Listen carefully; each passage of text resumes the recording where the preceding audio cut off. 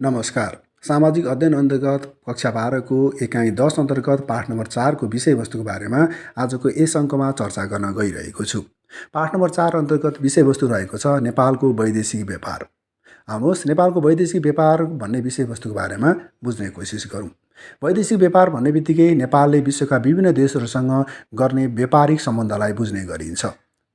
नेपालले आफ्नो देशमा उत्पादन भएका वस्तुहरू विश्वका अन्यन्त्र देशमा लगेर बेच्ने र नेपाललाई आवश्यक पर्ने वस्तुहरू विश्वका अरू देशबाट आफ्नो देशमा आयात गर्ने विषयवस्तुलाई नै हामी वैदेशिक व्यापार भनेर बुझ्ने गर्दछौँ।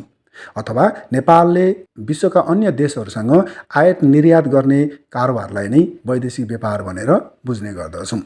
आउनुहोस् नेपालको वैदेशिक व्यापार के कस्तो रहेको छ भन्ने विषयवस्तुको बारेमा बुझ्ने कोसिस गरौँ। साधारणतः वैदेशिक व्यापारको बारेमा कुरा गर्नुपर्दा नेपालले आफ्नो देशबाट बाहिर निर्यात गर्ने भन्दा आयात बढी भयो भने त्यसलाई व्यापार घाटा भनेर हामी बुझ्ने गर्दछौँ। अथवा आफ्नो देशबाट बाहिर जाने वस्तुभन्दा बाहिर देशबाट आफ्नो देशमा बढी भएको अवस्थालाई व्यापार घाटा भनिन्छ भने तेस्रो मुलुकबाट आफ्नो देशमा आउने सामानभन्दा आफ्नो देशबाट चाहिँ बाहिर जाने सामान बढी भएको खण्डमा त्यसलाई अनुकूल व्यापार भनेर हामी बुझ्ने गर्दछौँ अथवा अनुकूल व्यापार भनेर बुझ्ने गर्दछौँ।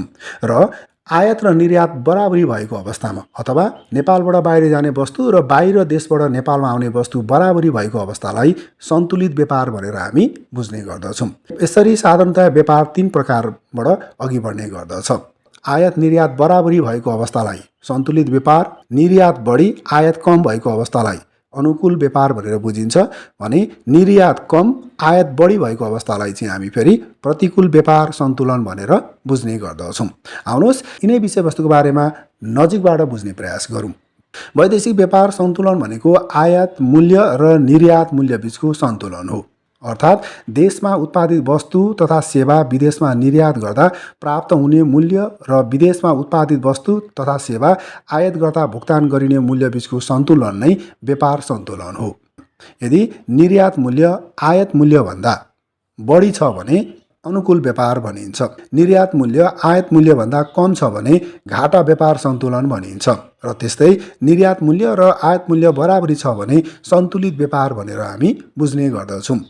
आफ्नो देशमा उत्पादन हुन नसकेका वा उत्पादन लागत उच्च हुने वस्तुहरू आयात गरिन्छ र यसबाट पुँजी बहिर्गमन हुने गर्दछ। उत्पादन बढी भएका वा उत्पादन लागत न्यून हुने वस्तुहरू निर्यात गरिन्छ, यसबाट पुँजी आगमन हुने गर्दछ।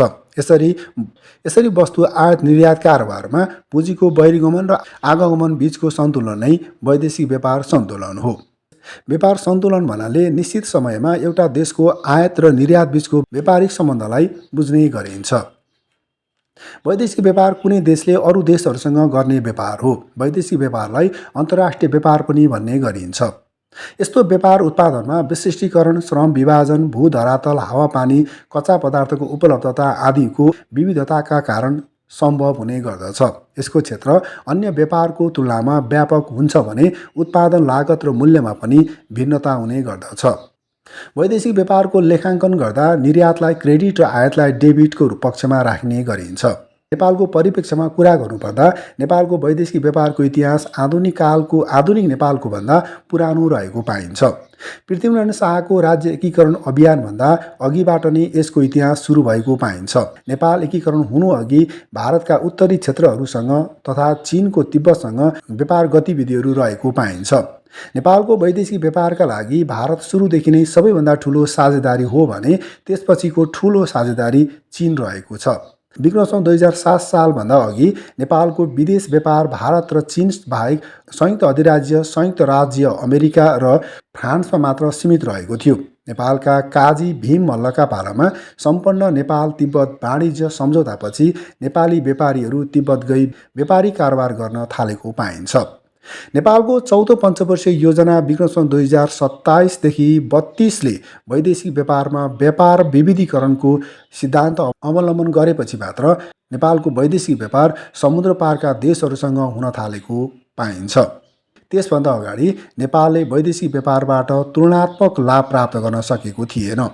पछिल्ला वर्षहरूको इतिहास हेर्दा वस्तुहरूको लेनदेनबाट व्यापार घाटा सन्तुलनमा बढ्दो प्रवृत्ति देखिन्छ।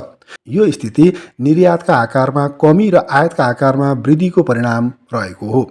पेट्रोलियम पदार्थको आयातमा अधिक खर्चले अधिकांश वर्षमा सामानको निर्यातबाट आर्जन गरेको आम्दानीको तुलनामा नेपाली अर्थतन्त्रको निर्यातको जग कमजोर भएको पाइन्छ, जसले गर्दा आयातमा बढ्दो निर्भरता रहेको पाइन्छ।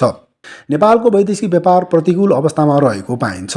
आर्थिक वर्ष 2073-74देखि 76-77सम्म निर्यात वृद्धि हुँदै गइरहेको भए तापनि यो वृद्धि दर व्यापार घाटा कम गर्न पर्याप्त भने रहेको छैन। व्यापार संरचनामा आयात निर्यात गरिने वस्तुका प्रकारहरू र कारोबारको रकम समावेश गर्ने गरिन्छ। कति मूल्यमा कुन प्रकारका वस्तुहरू विदेशी बजारमा बेचिएको हो र कति मूल्यमा खरिद गरिएको हो, सोको विवरण नै व्यापार संरचना हो।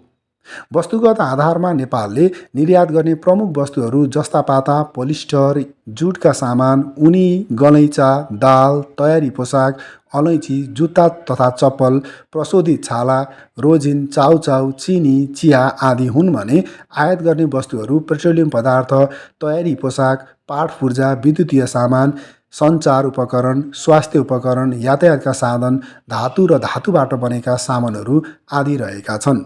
नेपालको वैदेशिक व्यापार धेरै हदसम्म भारत केन्द्रित रहेको छ। कुल आयात तथा निर्यात दुवैमा भारतसँगको अंश झन्डै 2/3 रहेको छ।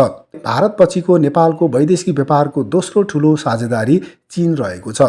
पछिल्लो समय भारत र चीन बाहेक विश्वका अन्य देशहरूसँग नेपालको व्यापारिक सम्बन्ध क्रमशः विस्तार भइरहेको छ। सन् 1960सम्म नेपालको निर्यात र आयात व्यापार भारतसँग केन्द्रित रहेको थियो। विक्रमसँग 2021 सालमा नेपालको कुल वैदेशिक व्यापारको 90% कारोबार भारतसँग मात्र हुने गरेको पाइन्छ। आर्थिक वर्ष 2056-57देखि पेट्रोलियम पदार्थको आयातलाई भारततर्फको व्यापारमा हिसाब गर्न थालेपछि भारतसँगको कारोबार बढ्न थालेको हो। यसरी हामीले नेपालको वैदेशिक व्यापार भन्ने विषयवस्तुको बारेमा चर्चा गरिरहँदाखेरि नेपालको वैदेशिक व्यापारको सम्बन्ध प्रतिकूल रहेको पाइन्छ। समग्रमा भन्नुपर्दा प्रतिकूल रहेको पाइन्छ। अर्थात् नेपालबाट विश्वका अन्य देशमा वस्तु तथा सामानहरू निर्यातभन्दा आयात बढी भइरहेको पाइन्छ।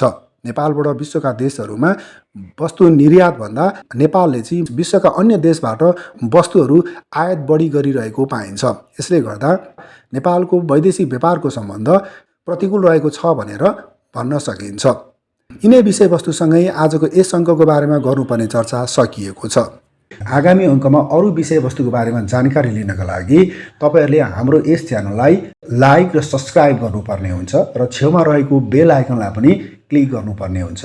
यति गर्नुभयो भने आगामी अङ्कमा अरू विषयवस्तुहरूको बारेमा गरिएको चर्चा सबैभन्दा पहिला तपाईँले प्राप्त गर्नुहुनेछ भन्दै आजको यस अङ्कबाट बिदा हुन चाहन्छु। हवस् त, धन्यवाद।